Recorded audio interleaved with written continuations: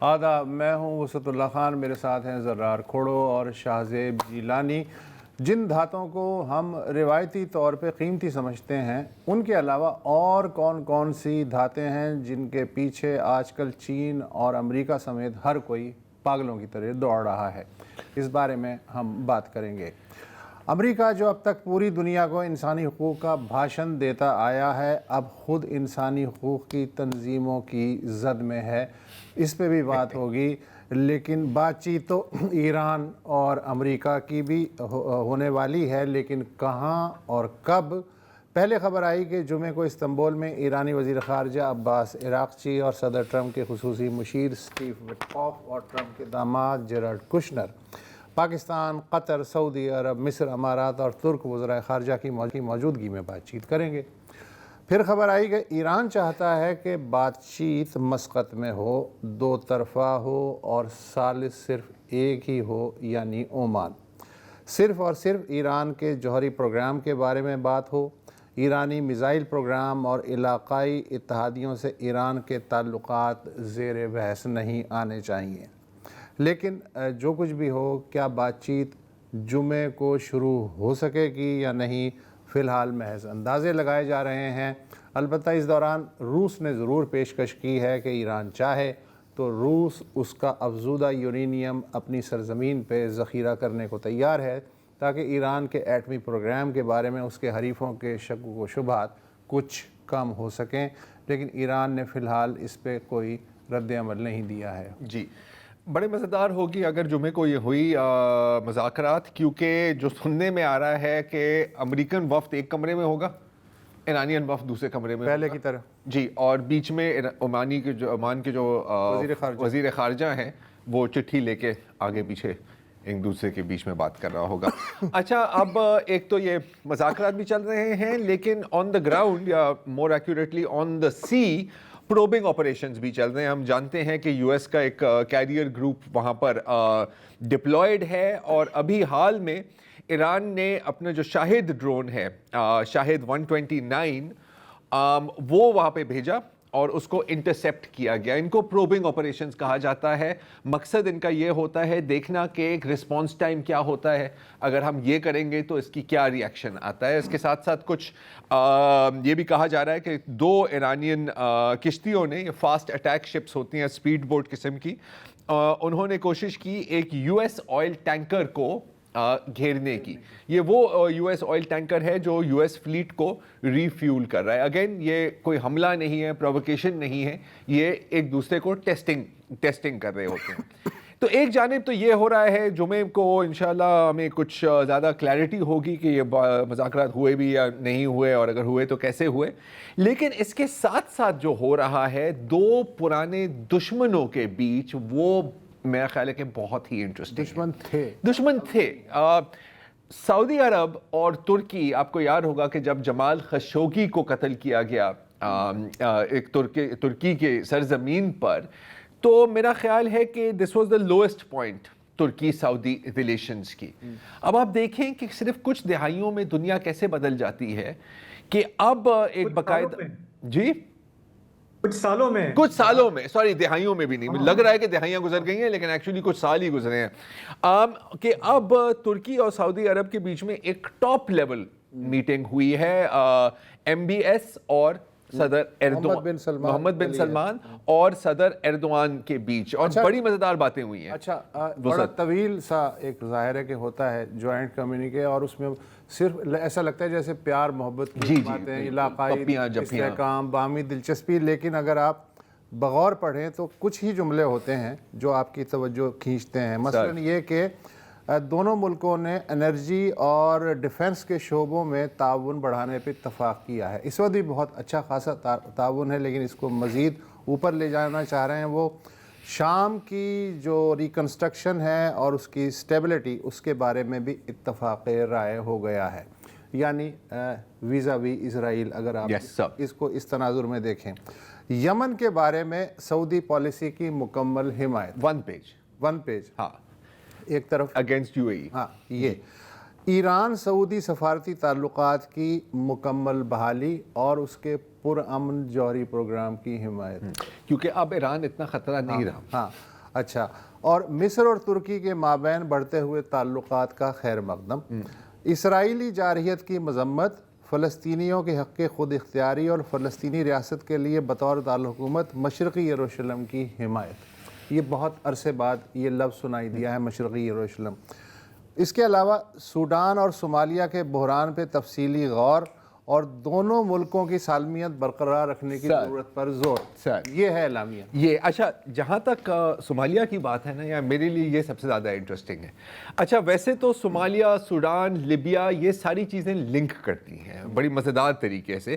Somalia کے بارے میں انہوں نے یہ بھی کہا ہے کہ یہ جو سو کالڈ صومالی لینڈ ہے, اچھا کورٹس میں لکھا ہے سو کالڈ, یعنی صومالی لینڈ کو کورٹس میں رکھا ہے کہ ہم اس کو تسلیم ہی نہیں کرتے, اور اسرائیل نے جو ان کو تسلیم کیا ہے ہم اس کو مکمل طور پر مسترد کرتے ہیں, ہم ریجیکٹ کرتے ہیں. اچھا اب یہ بڑی ایک انٹرسٹنگ بات ہے. اچھا صومالیہ جو ہے, اگر صومالیہ کا میپ ہم دیکھیں, صومالیہ کراس روڈز پر ہے. افریقہ, یورپ, ایشیا, مڈل ایسٹ, جہاں سے جتنی بھی تجارت گزرنی ہے صومالیہ کے ساحل سے ہی گزرنی ہے. یہ ہے صومالیہ کی امپورٹنس. اچھا پچھلے ایک پروگرام میں ہم نے آپ کو آگاہ کیا تھا کہ صومالی لینڈ کے ساتھ کیا ہو رہا ہے. صومالی لینڈ بالکل وہ جو ہارن آف افریقہ ہے وہاں پر ہے, اور وہاں پر ایک بندرگاہ ہے بربرا. صومالی لینڈ کو صومالی لینڈ اپنے آپ ویسے تو آن پیپر صومالیہ کا حصہ ہے, لیکن اپنے آپ کو وہ ایک آزاد ریاست تصور کرتے ہیں. صرف ایک ہی ملک نے اس آزاد ریاست کو تسلیم کیا ہے, اور وہ ہے اسرائیل. یو اے ای کی بھی بہت انوالومنٹ ہے ظاہر ہے صومالی لینڈ میں, جس کی وجہ سے صومالیہ اور یو اے ای کے تعلقات آج کل کافی خراب ہیں. شاہزیب آپ اس پر تھوڑی سی روشنی ڈالنا چاہ رہے تھے. جیسا کہ ابھی ہم کہہ رہے تھے کہ ترکی اور سعودی عرب کے جو مفادات ہیں وہ ہارن آف افریقہ میں کنورج کر رہے ہیں, اور صومالیہ جیسے آپ نے کہا اس کی اچھی مثال ہے. وہاں پر ان کو امارات سے کافی شکوک و شبہات رہے ہیں ان کے کردار پہ. اور ابھی میں دیکھ رہا تھا اسی ہفتے صومالیہ نے اعلان کیا کہ ہمارے جو بندرگاہیں ہیں اور جو سیکیورٹی مینجمنٹ ہے اس میں ہماری جو ڈیلز تھیں امارات کے ساتھ وہ ہم ختم کر رہے ہیں. اچھا صومالی لینڈ کی جیسے آپ نے بات کی تو یہی شک رہا ہے صومالیہ کو کہ جی تو یہ تو ہمارا بریک اوے فیکشن ہے کہ دہائیوں سے اس نے اپنے آپ کو اسرٹ کیا ہوا ہے, لیکن ہم نہیں مانتے. اور انہوں نے پھر کافی عرصے سے بیٹھ کے لابی کیا ہے کہ کوئی اور ملک ان کو ریکگنائز نہ کرے. آپ نے کہا اسرائیل نے کر دیا, لیکن یو اے ای کی جو ہے وہ وہاں پہ ان کی بندرگاہیں چلاتے ہیں. بالکل امارات کا جو ڈی پی ورلڈ ہے وہ وہاں کی بندرگاہیں کنٹرول کرتا ہے, اور وہ کہہ رہے ہیں کہ ہم تو اپنا بزنس ایز یوزول ہم کرتے رہیں گے. البتہ یہ رپورٹس آ رہی ہیں کہ بوساسو جو کہ صومالی لینڈ سے باہر ہے, اور اس میپ میں نظر بھی آ رہا ہے, وہاں سے مڈل ایسٹ آئی نے رپورٹ کیا کہ یو اے ای کے جو فورسز ہیں انہوں نے پل آؤٹ شروع کیا ہے. تو ایک کئی برسوں سے صومالیہ کو شکایت تھی یو اے ای سے, اور اب ہمیں لگ رہا ہے کہ سعودی عرب اور ترکی جو ہیں وہ اس کے ساتھ شانہ بشانہ کھڑے ہو گئے. اور جہاں ترکی اور سعودی عرب ہوں گے وہاں پاکستان ہوگا, اس پر ابھی آتے ہیں. اچھا انٹرسٹنگ بات ہے, آپ نے کہا کہ تسلیم صرف اسرائیل نے کیا ہے, لیکن ابو دھابی نے ایک اور گیم کی ہے یہاں پر, اور وہ ہے کہ ابھی حال میں دبئی میں ورلڈ گورنمنٹ سمٹ ہوا ہے. تو یہ آپ تصویر دیکھ رہے ہیں نا, فرنٹ میں یو اے ای کے رہنما کے ساتھ صومالی لینڈ کے صدر کو بٹھایا ہے. تو تسلیم نہیں کیا لیکن کیا بھی ہے. فوٹو آف پالیٹکس, انڈرسٹینڈ, ہاں بڑی مزیدار ہے, سگنلنگ ہے یہ. اچھا اب ظاہر ہے کہ صومالیہ اس پہ بہت خفا ہوا ہے کہ یار یہ کیا سین ہے. صومالیہ کا مسئلہ یہ ہے کہ ملٹریلی بہت کمزور ہے. کچھ ان کی جو سرزمین ہے اس پر الشباب دہشت گرد تنظیم کا کنٹرول ہے. صومالی لینڈ, پونٹ لینڈ اور یہ جو بریک اوے علیحدگی پسند صوبے ہیں ان کا بھی مسئلہ چل رہا ہے. تو اور ایتھیوپیا سے بھی خطرہ ہے. تو اگر کل فرض کریں, نائٹ میئر سینیریو صومالیہ کا کیا ہے کہ کل اگر اسرائیل اسلحہ بھیجنے لگ جائے صومالی لینڈ کو, تو یہ ان کے ساتھ کیسے مقابلہ کریں گے. تو اس کمی کو پوری کرنے کے لیے کیا ہوا ہے کہ ترکی نے تحفے میں 3 F-16 وائپر صومالیہ کو دے دیے ہیں. اچھا یار اب یہ سوچیں کہ اس وقت صومالیہ تیسرا افریقی ملک ہے جس کے پاس F-16 ہیں. ایجپٹ کے پاس ہیں, مصر کے پاس ہیں, موروکو کے پاس ہیں اور صومالیہ کے پاس ہیں, جن کے پاس 1991 سے لے کر آج تک ایئر فورس ہی نہیں تھی. تو اب ظاہر ہے کہا جا رہا ہے کہ جی یہ بالکل یہ صومالی پائلٹس اس کو فلائی کریں گے, لیکن میرا خیال ہے ہم اچھی طرح سے جانتے ہیں کہ اس وقت ایسا نہیں ہوگا. وہ یہ آن لون ہے, اور انفیکٹ موگادیشو کی آسمان میں وہ چکر بھی لگا رہے ہیں as a show of strength. اور صومالی تو مطلب خوشی سے ڈھال ہو گئے ہیں نا, ان کو سمجھ ہی نہیں آ رہی کیا ہو رہا ہے. اچھا انٹرسٹنگ بات یہاں پر یہ ہے کہ کہا جا رہا ہے کہ یار جی یہ تو دہشت گردوں کے خلاف مقابلے کرنے کے لیے ہم نے آپ کو دیے, آپ کے پاس جہاز ہی نہیں تھے. لیکن when push comes to shove, پھر آپ کو پتا ہے کہ اگر صومالی لینڈ کے ساتھ سچویشن خراب ہوتی ہے یہ وہاں پر بھی استعمال ہوتے ہیں. تو صومالی کی جو ابھی میں کامنٹریز دیکھ رہا تھا وہ کہہ رہے تھے یار یہ ہوتے ہیں یار, صرف باتوں تک محدود نہیں رہے, انہوں نے باقاعدہ ہمیں F-16 دیے ہیں. اچھا اب سعودی اور ترکی, ہمیں پتا ہے, ہم سب جانتے ہیں کہ پاکستان کے بہت اہم اتحادی ہیں. ہمارے اتحادیوں کے بیچ اب اتحاد ہو رہے ہیں, رائٹ. تو obviously ہم کہیں نہ کہیں تو اس کے اندر فٹ ہوتے ہیں. کیسے فٹ ہوتے ہیں؟ اب شاید آپ کو یہ سن کے حیرت ہو کہ جنوری, I think 24 جنوری کو پاکستان میں کا دورہ کیا صومالیہ کے ایئر فورس کے ہیڈ کے. اچھا وہ 2-3 ہیلی کاپٹرز ہی تھے بیچاروں کے پاس, لیکن ایئر فورس کا ہیڈ پھر بھی ہے. وہ یہاں پر آیا اور ملٹری ٹریننگ اور ماڈرنائزیشن اور کیپیسٹی بلڈنگ کی بات کی. صومالین اینالسٹ یہ دعویٰ کر رہے ہیں کہ جی دیکھیں F-16 تو بڑی مہنگی چیز ہے, یہ شاید افورڈ نہ کر سکیں, لیکن ایک اور سستا اور معیاری پلین ہے جس کو ہم کہتے ہیں JF-17, وہ شاید اس پہ ہم بات کرنا شروع کریں.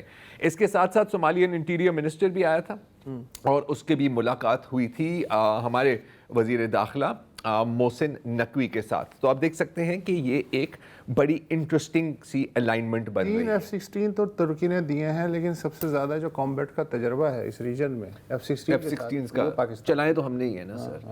اینڈ سپر مشاکس ہیں, ٹرینرز ہیں. اگین اب یہ اس میں سے کوئی چیز اس وقت آفیشیل نہیں ہے, آفیشیلی کنفرم نہیں ہوئی. ہم صرف آپ کو بتا رہے ہیں کہ کیا باتیں ہو رہی ہیں اور کیا ممکنہ سینیریو یہاں پر ڈیولپ ہو سکتا ہے.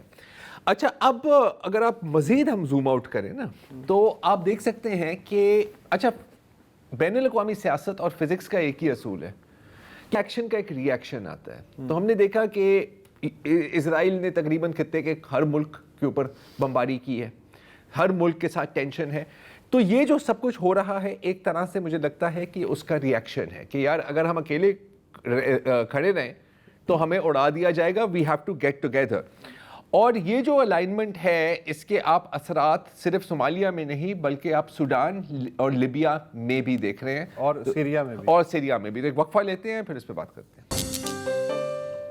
شام میں اسرائیل کا منصوبہ کافی کلیئر تھا. 80 کی دہائی سے وہ یہی بات کر رہے تھے کہ وہ چاہ رہے تھے کہ شام کو چھوٹی چھوٹی ریاستوں میں تقسیم کیا جائے, کہ کردوں کی ایک الگ ریاست ہو, دروز کی الگ, علاویوں کی الگ, بیچ میں جو سنی ہیں ان کی ایک الگ ریاست بننی چاہیے. اور کچھ حد تک لگ رہا تھا کہ اس منصوبے میں وہ کامیاب ہوں گے. اگر آپ میپ دیکھیں جب احمد الشرا پاور میں آیا تھا تو یہ جو یلو ایریا ہے یہ جو سارا ہے یہ کردوں کا تھا, SDF کا. یہ پھر مزید آگے پھیلتے بھی گئے. اب اگر آپ میپ دیکھیں تو یہ کچھ یوں ہے. اب میں کہتا ہوں کہ شاید 90% شام پر ایٹ لیسٹ آن پیپر مرکزی حکومت کی اس وقت رٹ ہے. یہ جو کونے میں آپ دیکھ رہے ہیں وہ بلو آؤٹ لائن وہ زمین ہے جس پر اس وقت اسرائیل قابض ہے, اور نیچے جو دروزوں کے علاقے ہیں وہاں پر ابھی وہ داخل نہیں ہوئے. ہوا کیا ہے کہ جو کردش SDF ہے جن کو ایک زمانے میں امریکہ کی کافی مدد حاصل تھی اور اندر خانی اسرائیل کی بھی مدد حاصل تھی, ان کے اور دمشق کے بیچ میں اب ایک معاہدہ ہو گیا ہے, سیز فائر ہو گیا ہے. اور سیرین آرمی یہ آپ دیکھ سکتے ہیں کئی سالوں کے بعد فائنلی کردش علاقوں میں پوسٹ ہو گئی ہے, اور وہاں سے کردش ملیٹنٹس پیچھے ہٹ گئے ہیں.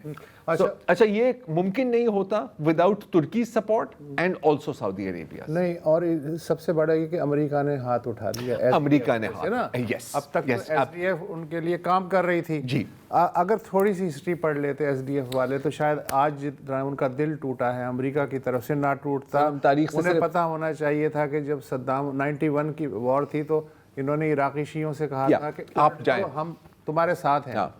نہیں آئے تو وہ صدام حسین نے ریٹیلیٹ کیا. اس سے پہلے عراقی کردوں کا انہوں نے کہا اٹھ جاؤ, وہ اٹھ گئے, پیچھے ہاتھ کھینچ لیا. صدام نے زہریلی گیس جو ہے وہ استعمال کی. افغانستان میں جو لوگ ان کے ساتھ تھے 20 سال, ان کو ساتھ دیکھیں وہ کیا کر رہے ہیں. اس سے پہلے ویتنام اور لاؤس میں جو ان کے ساتھ تھے ہزاروں لوگ, ان کے ساتھ کیا کیا. یار کردوں کو ہسٹری پڑھ لیں. نہیں, پتہ ہے ہم تاریخ سے صرف ایک ہی سبق سیکھتے ہیں اور وہ ہے کہ ہم تاریخ سے سبق نہیں سیکھتے. اچھا, اس کے بعد اگر آپ سیریا سے آنا چاہیں, لیبیا, بالکل آئیں. تو ایک چھوٹی سی خبر تو یہ ہے جو کہ افسوسناک ہے کہ جو سابق رہنما معمر قذافی, ان کے بیٹے سیف الاسلام قذافی کو نامعلوم نقاب پوشوں نے گھر میں گھس کے قتل کر دیا. سیف الاسلام بظاہر قومی سیاست میں اس وقت ان ایکٹیو بھی تھے, لہٰذا قتل کی جو ممکنہ وجوہات ہیں ابھی فوری طور پہ ہمارے سامنے نہیں ہیں. دوسری جو پاکستان کے حوالے سے ڈیولپمنٹ ہوئی ہے وہ یہ ہے کہ جو مشرقی لیبیا کی حکومت کے رہنما ہیں خلیفہ حفتر, وہ اپنے وزیر اعظم اسامہ سعد حماد اور صاحبزادے صدام حفتر کے ہمراہ گزشتہ روز اسلام آباد پہنچے اور فیلڈ مارشل عاصم منیر اور وزیر اعظم شہباز شریف سے بات چیت کی. دسمبر میں فیلڈ مارشل عاصم منیر نے بنغازی کا دورہ کیا تھا. آج جو مڈل ایسٹ آئی ہے, جو موقر جریدہ ہے, اس کے مطابق خلیفہ حفتر ماضی میں مصر اور روس تو آتے جاتے رہتے تھے, مگر جنوبی ایشیا کی جو اہم طاقت ہے یعنی پاکستان, ان کے ساتھ جو تازہ قربت ہے, وہ جو ان کی ریجنل اسٹریٹجی ہے اس میں بدلاؤ کا پتہ دے رہی ہے. خلیفہ حفتر کے بارے میں دنیا جانتی ہے کہ یو اے ای سے قریبی تعلقات ہیں, اور سوڈان میں جو مرکزی حکومت سے نبرد آزما مسلح ملیشیا ہے RSF, اس کو جن ہمسایہ ممالک سے اسلحے کی سپلائی گزرتی ہے اس میں حفتر کے زیر کنٹرول مشرقی لیبیا بھی شامل ہے. جی, ماضی میں مصر اور سعودی عرب کے ساتھ حفتر حکومت کا دوستانہ رہا, مگر سوڈانی جو سول وار ہے اس میں ملوث فریقین کی حمایت کے معاملے پہ اب ان میں تناؤ دیکھا جا سکتا ہے.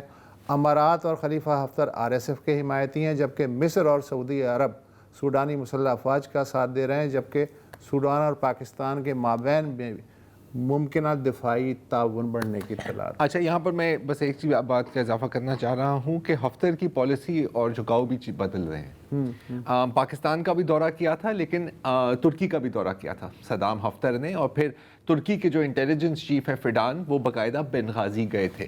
تو میرا بظاہر ایک کوشش کی جا رہی ہے کہ حفتر کی الائنمنٹ کو چینج کیا جائے.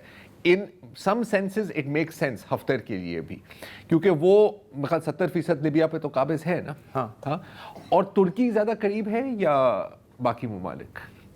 ترکی از رائٹ ہے میڈیٹرینین پہ, تو گھوم پھر کے آپ اپنے پڑوسیوں کو تو تبدیل نہیں کر سکتے نا.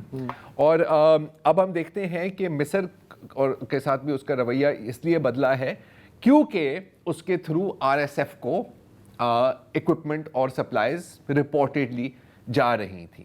مصر کا ایٹیٹیوڈ سوڈان میں کب بدلتا ہے؟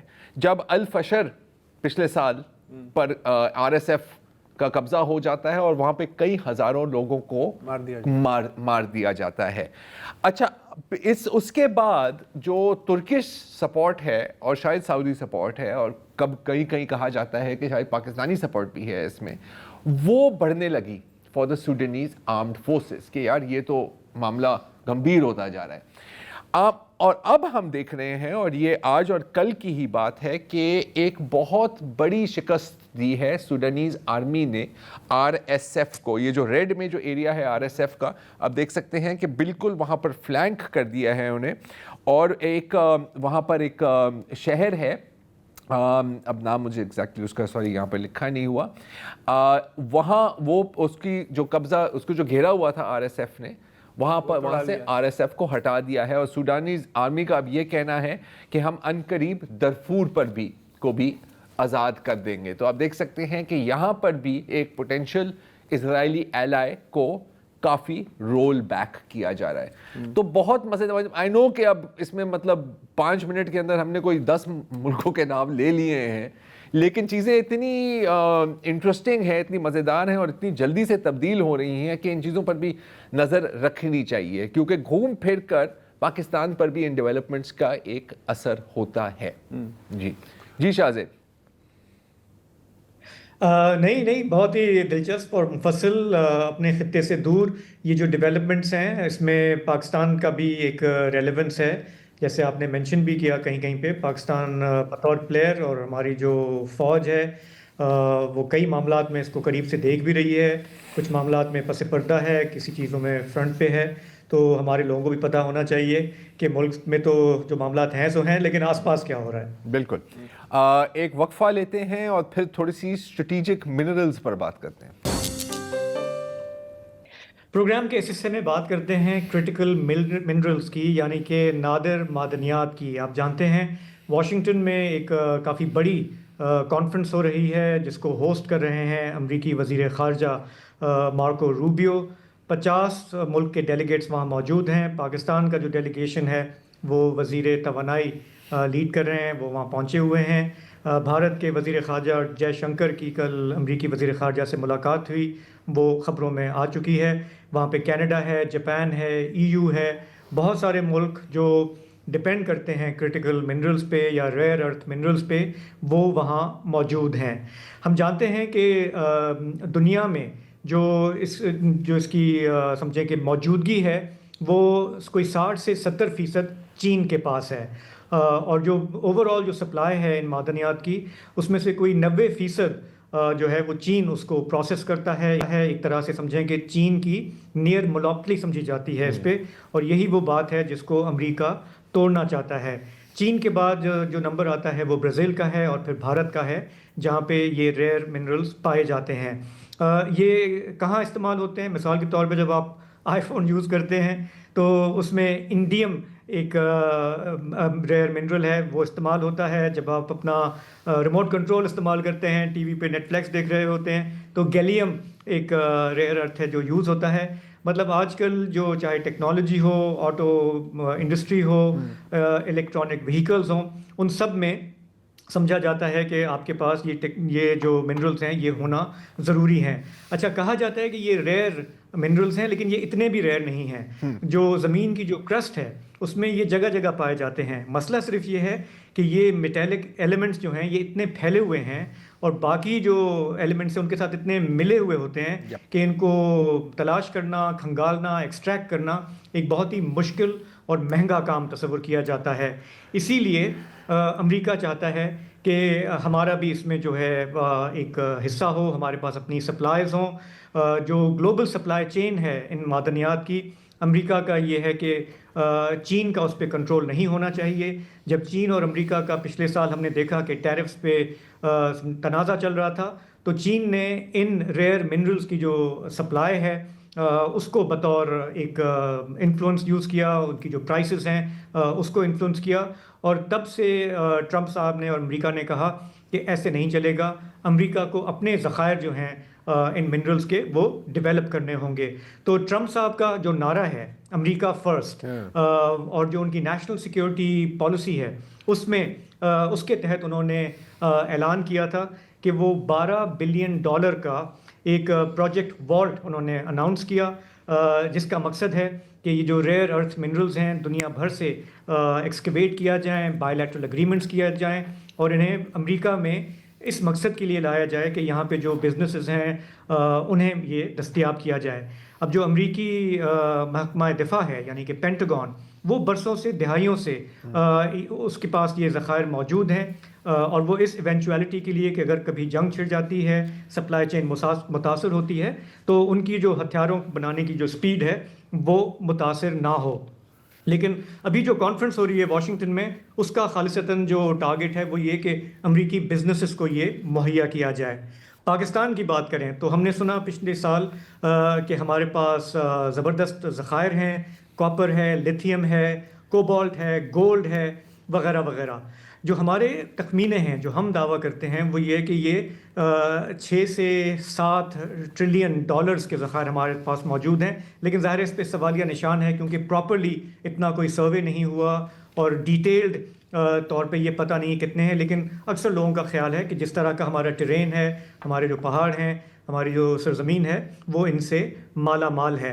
آپ کو میں دکھانا چاہوں گا وانا کے قریب محمد خیل میں جو کاپر مائن ہے، مثال کے طور پہ وہاں سے 22,000 ٹن کاپر پچھلے سال مائن کیا گیا، اور اس وقت ہمارا جو مین سمجھے کہ پارٹنر ہے وہ چین ہے، اور وہاں سے جو کاپر نکلا وہ چین بھیج دیا گیا۔ بلوچستان کی بات کریں تو سیندک میں سن 2002 سے چین کاپر مائننگ کر رہا ہے۔ ریکوڈک میں ٹھیک ٹھاک انویسٹمنٹ کی ہے کینیڈین فرم نے، اور بلوچستان کے جو ذخائر ہیں وہ سمجھا جاتا ہے کہ کئی گنا بلکہ 10 گنا زیادہ ہیں کمپیئر ٹو محمد خیل جہاں سے کاپر نکل رہا ہے۔ تو ہم یہ جانتے ہیں کہ امریکہ اور پاکستان نے پچھلے سال ایک معاہدہ بھی کیا جس کے تحت یہ کوئی $1.25 ارب کا معاہدہ ہے، جس کے تحت امریکی ایگزم بینک جو ہے وہ فائنینسنگ انہوں نے اپروو کی ہے کہ ہم پاکستان سے جو کھدائی ہے وہ کریں گے اور اس معاملے کو آگے لے کر جائیں گے۔ اچھا، چین اور امریکہ دونوں کی نظریں ہیں ان وسائل پہ۔ چین سے ہمارا پرانا تعلق ہے، امریکہ کو ہم یہ اشور کر رہے ہیں کہ جی آپ بھی آ جائیں، اویلیبل ہے۔ ٹرمپ صاحب کو ہم نے اس حوالے سے کنونس کر لیا ہے۔ اور ایک اور ڈیل جو ہم نے سائن کی وہ تھی 500 ملین کی پچھلے سال ستمبر میں، اور وہ ہائی لیول پہ تھی، اس میں آرمی چیف بھی تھے، اس میں پرائم منسٹر بھی تھے، اور اس میں یہ طے ہوا کہ جو وہاں کی کمپنی ہے امریکہ کی یو ایس اسٹریٹجک منرلز، اسے ہم یہ سپلائی کریں گے۔ ستمبر میں یہ معاہدہ ہوا، اور اس کے بعد اگلے مہینے اکتوبر میں ہم نے پہلی شپمنٹ جو ہے وہ بھیج بھی دی امریکہ کو، انہیں یہ دکھانے کے لیے کہ وی مین بزنس۔ پاکستان کی طرف سے FWO یعنی کہ فرنٹیئر ورکس آرگنائزیشن مائننگ کے معاملے میں بہت آگے ہے، چاہے وہ بلوچستان کی بات ہو، خیبر پختونخوا یا بلتستان۔ یہ معاہدہ جو ہے وہ FWO نے سائن کیا، اور ہم نے پھر امریکہ کو یہ دکھایا کہ ہم مقامی طور پر اپنی سرزمین سے ہم نے یہ کھودے ریئر منرلز، ہم نے انہیں نکالا، تیار کیا اور امریکہ کو بھیج دیا۔ تو اس کے بعد سے امریکہ ظاہر ہے کہ ہمیں سیریسلی لے رہا ہے، کیونکہ ہم اس میں کافی سیریس ہیں، ہم نے کمٹمنٹس کی ہوئی ہیں، اور اسی لیے پاکستان کی جو پریزنس ہے واشنگٹن کی اس کانفرنس میں وہ ہمیں نظر آتی ہے۔ آگے بھی پاکستان کا بڑا ایمبیشن ہے۔ اپریل میں ایک اور بڑی انٹرنیشنل کانفرنس ہونے جا رہی ہے، اور مزے کی بات ہے کہ اس میں چین بھی مدعو ہے، امریکہ بھی مدعو ہے، اور ہم یہ کہہ رہے ہیں کہ آئیں انویسٹمنٹ کریں، ہمارے وسائل، ہمارے معدنی وسائل جو ہیں ہم انہیں گلوبل سپلائی چین کا حصہ بنانا چاہتے ہیں۔ تو ریئر ارتھ منرلز پہ اور کرٹیکل منرلز پہ ایک کرٹیکل نظر رکھنے کی ضرورت ہے، کیونکہ یہ وہ ایریا ہے جہاں سے ہماری حکومت جو ہے وہ دنیا کو بتا رہی ہے، ایسے دو ملکوں کو جو رائیولز ہیں انٹرنیشنلی، جو ہے امریکہ اور چین کمپیٹ کر رہے ہیں، لیکن ہم ایک ایسی یونیک پوزیشن میں ہیں کہ ہم دونوں سے کہہ رہے ہیں کہ آئیں اس کو ڈیولپ کریں، آپ بھی فائدہ اٹھائیں، ہم بھی فائدہ اٹھائیں، ہوپ فلی ہماری وہ آبادیاں بھی فائدہ اٹھائیں جہاں سے یہ معدنیات نکل رہے ہیں۔ Thank you very much Shahzeb, میرا خیال ہے کہ سب کچھ تو کور ہو ہی گیا ہے۔ ایک وقفہ لیتے ہیں اور پھر کہاں امریکہ چلیں؟ امریکہ چلتے ہیں۔ Welcome back. عام طور پہ جو انسانی حقوق کی تنظیموں کی رپورٹیں ہم اور آپ دیکھتے ہیں ان میں ہر ملک پہ تنقید ہوتی ہے سوائے امریکہ کے۔ تاہم انسانی حقوق کا جو سرکردہ امریکی ادارہ ہے New York based Human Rights Watch, اس نے اپنی تازہ رپورٹ میں کہا ہے کہ پوری دنیا میں آج جمہوری حقوق جس تیزی سے زوال پذیر ہو رہے ہیں پچھلے 40 برس میں ان کی مثال نہیں ملتی، اور ہیومن رائٹس واچ کے مطابق امریکہ میں بھی آمرانہ نظام کی دھمک اب سنائی دے رہی ہے۔ رپورٹ میں تارکین وطن کے خلاف پرتشدد ریاستی مہم کا حوالہ دیا گیا ہے کہ کس طرح امریکہ کی immigration and customs enforcement agency یعنی آئس کے مسلح نقاب پوش ایجنٹ سینکڑوں پرتشدد چھاپوں میں ملوث ہیں۔ رپورٹ کے مطابق ٹرمپ انتظامیہ کی نسلی اور قومیتی پروفائلنگ کی پالیسی، متعدد شہروں میں مسلح نیشنل گارڈز کی تعیناتی، سیاسی حریفوں اور پالیسیوں پر تنقید کرنے والے سابق اہلکاروں کے خلاف معاندانہ نیت سے کیے گئے اقدامات، انتظامی اختیارات کے بیجا استعمال کی روش اور جو جمہوریت میں چیک اینڈ بیلنس کا نظام ہوتا ہے اس کی پامالی کی کوشش بتاتی ہے کہ امریکہ تیزی سے ایک آمرانہ ریاست بنتا جا رہا ہے۔ بہت ہی یہ ڈراسٹک قسم کا کمنٹ ہے جو ہم نے اس سے پہلے کم از کم امریکہ کے حوالے سے ہیومن رائٹس کی کسی رپورٹ میں نہیں سنا تھا۔ ٹھنڈ پہ گئی، ظاہر ہے حالات بدل رہے ہیں۔ یہ چکر کیا ہے یہ سمجھنے کے لیے ہم نے واشنگٹن میں رابطہ کیا۔ صحافی ہیں بہت ہی معروف آصف علی بھٹی صاحب، thank you so much for joining اس۔ سر یہ تو دنیا بدل نہیں رہی ہے، اب امریکہ کو بھی سیدھی پڑ رہی ہیں ہیومن رائٹس کی جو انٹرنیشنل آرگنائزیشن ہے ان کی طرف سے؟ بہت شکریہ، پہلے تو آپ تمام لوگوں کو بہت میرا سلام۔ دیکھیے پوری دنیا میں ڈیموکریسی کو اسی طرح کے خطرات کی بات ہو رہی ہے، اور طویل عرصے سے آپ لوگ سن رہے ہیں کہ شاید ڈیموکریسی جو ہے وہ اپنی آخری سانسوں پہ ہے۔ ایک بڑا ملک جس میں ہم لوگ بیٹھے ہوئے ہیں امریکہ، جس کے بارے میں ہمیشہ سے یہ کہا جاتا رہا ہے کہ یہاں پر جو بیسک ہیومن رائٹس ہیں، یہ جو مختلف امور ہیں جو کہ پوری دنیا کے ساتھ کلب کرتے ہیں یونائٹڈ اسٹیٹس کو، اس پہ کوئی کمپرومائز نہیں ہوتا ہے، اس پہ انٹرنیشنل جو لاز ہیں، رولز ہیں اور ریگولیشنز ہیں، اور ساتھ ساتھ جو ہیومن رائٹس ہیں ان کی وائلیشن برداشت نہیں کی جاتی۔ ابھی جو آپ نے جس رپورٹ کا حوالہ دیا ہے یہ تازہ ترین رپورٹ ہے ورلڈ واچ کی، اور اس میں بالکل انہوں نے کیٹیگرائز کیا ہے تمام شعبوں میں۔ آپ دیکھیے کہ کم از کم آپ اگر یہ دیکھنا چاہیں تو اس میں جو ورلڈ واچ ہے اس نے امریکہ کے اوپر ہی سارا فوکس کر دیا ہے، اور جس طرح کی ریسزم کے حوالے سے، ڈیموکریسی کے حوالے سے، امیگریشن اور اسائلم سیکرز کے حوالے سے، کرمنل لیگل سسٹم کے حوالے سے، اور ایون جو سیکسل اورینٹیشن ہے، اور ساتھ میں جو انوائرمنٹل ایشوز ہیں اور ٹیکنالوجی اور جو لوگ اس سے وابستہ ہیں ان کے اوپر کس قسم کے قبض لگائے گئے ہیں۔ اس رپورٹ کے اندر ایک اور بات مینشن کی گئی ہے کہ the day when he took charge as a president، Trump نے اسی دن ہی ایک جو بالکل کلیئر کٹ پالیسی کا اناؤنس کر دیا تھا، جس میں اس نے جو مختلف ادارے ہیں ان کو بند کرنے اور ان کی جتنی بھی گرانٹس ہیں جو کہ پوری دنیا میں کام کر رہے تھے ان کو بند کرنے کا اعلان کر دیا تھا۔ اور آپ کو یاد ہوگا کہ اس میں چاہے وہ نشریاتی ادارے ہوں، یعنی جرنلزم سے وابستہ ہوں، یا میڈیا کے ہوں، یا کوئی عوامی فلاحی ادارے ہوں جو کہ مختلف دنیا کے حصوں میں کام کر رہے ہیں، یا اس کے علاوہ جو ہیومن رائٹس کے حوالے سے جو ایکٹیویٹیز کر رہے ہوتے ہیں یا ڈیموکریسی کی اسٹرینتھنگ کے حوالے سے کر رہے ہوتے ہیں، ان سب کی گرانٹس بند کر دیں اور ان کو واپس ہزاروں لوگوں کو جو ہے نوکریوں سے فارغ کر دیا گیا۔ تو یہ ان کا جو کلٹ ہے بیسیکلی۔ آصف بھٹی صاحب، میں ایک چھوٹا سا سوال کرنا چاہ رہا ہوں۔ جو آپ نے نشاندہی کی جن باتوں کی وہ بالکل ہیں، اور ہم بھی وقتاً فوقتاً حیران ہو کے دیکھ رہے ہوتے ہیں کہ امریکہ میں کیا ہو رہا ہے۔ ہمارے ہاں تو حالات بہتر نہیں ہوئے انسانی حقوق سے، لیکن وہاں ہم دیکھ رہے ہیں کہ حالات ہمارے جیسے ہی ہوتے جا رہے ہیں۔ لیکن ایک لمبے عرصے سے ہمیں یہ ہوتا تھا کہ امریکہ میں اچھے صدور بھی آئے، برے بھی آئے، گورنمنٹس عجیب بھی آئیں، لیکن ایک باقی دنیا کو یہ ہوتا تھا کہ امریکی جمہوریت کا ایک اس میں ایک اتنی ریزیلینس ہے اور اتنا ایک چیک اینڈ بیلنس ہے کہ اگر بہت ہی چیزیں آپے سے باہر ہوں تو سسٹم اپنے آپ کو کریکٹ کرتا ہے۔ مطلب کانگریس جو ہے وہ پریزیڈنٹ پہ نظر رکھتی ہے، جوڈیشری الگ ہے، میڈیا ہے، لیکن اس دفعہ ہم دیکھ رہے ہیں، مثال میں صرف اگر جوڈیشری کی بات آپ سے پوچھوں کہ اتنے سارے کنٹروورشل سٹیپس جو ہیں وہ جوڈیشری میں جاتے ہیں، چیلنج ہوتے ہیں، لیکن کیا وہاں پہ اب یہ ایک تاثر ہے کہ جوڈیشری بھی بس ہینڈ ان گلو ہے، وہ ٹرمپ صاحب کے خلاف نہیں جا سکتی؟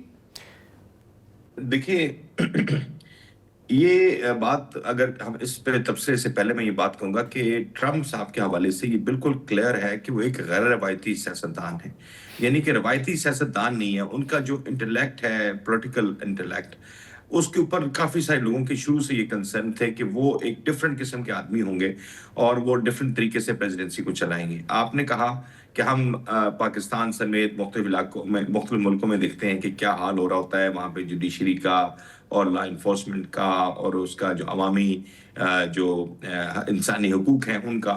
تو یہ چیز بعد از قیاس تھی کہ جب ٹرمپ آئیں گے تو وہ چونکہ ایک غیر روایتی قسم کے پریزیڈنٹ ہیں اور انہوں نے پہلے دور میں بھی اس طرح کے اقدامات اٹھائے تھے، جب دوسرا دور ان کا سٹارٹ ہوا تو یہ یہاں پر جو تبصرہ نگار تھے اور جو مختلف آرگنائزیشن اس پہ کام کرتی ہیں، انہوں نے یہ بالکل کلیئرلی مینشن کر دیا تھا کہ وہ جو اقدامات کریں گے وہ بالکل غیر روایتی اقدامات ہوں گے۔